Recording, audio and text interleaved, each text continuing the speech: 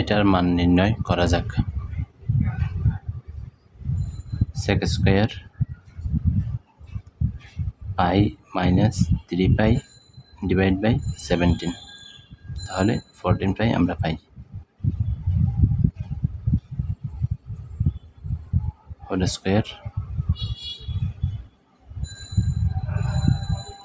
sec 2 pi plus pi divide by 17 whole square plus cot square 41 pi divide by 34, এই দুইটা যেভাবে আছে সেভাবে আমরা রেখে দিই। 23 পাই divide by 34,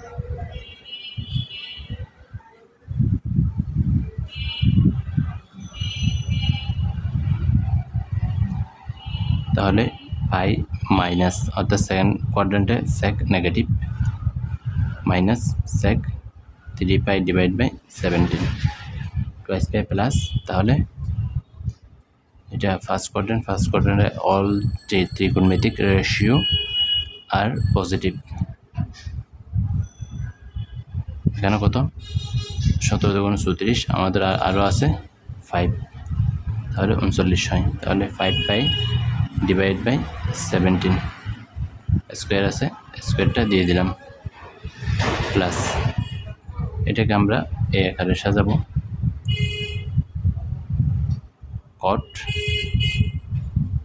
pi divide by 2 minus pi divide by 17। এখন আমরা একটু যদি যোগ বিয়োগ করি আমাদের এটা লাগবে, তাহলে 17 এটা লসাগু কত 34 অর্থাৎ 17 17 পাই, তাহলে 3 17 51।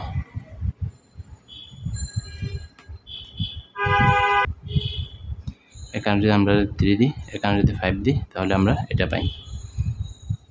Whole square minus cot pi divide by 2 minus pi divide by 17।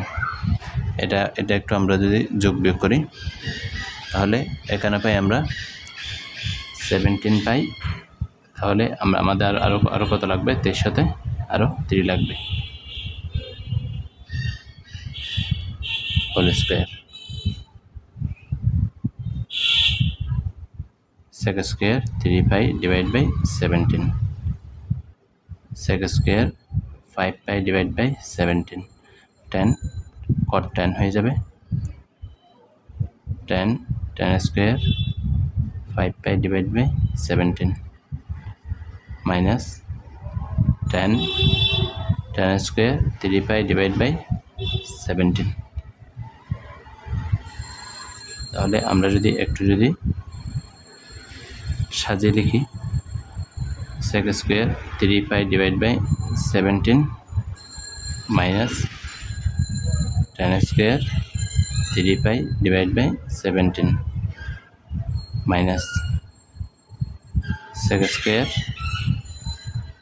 5 pi divide by 17 minus -1 common নিতে এই প্লাসটা মাইনাস হয়ে যাবে 10 স্কয়ার 5 পাই ডিভাইড বাই 17।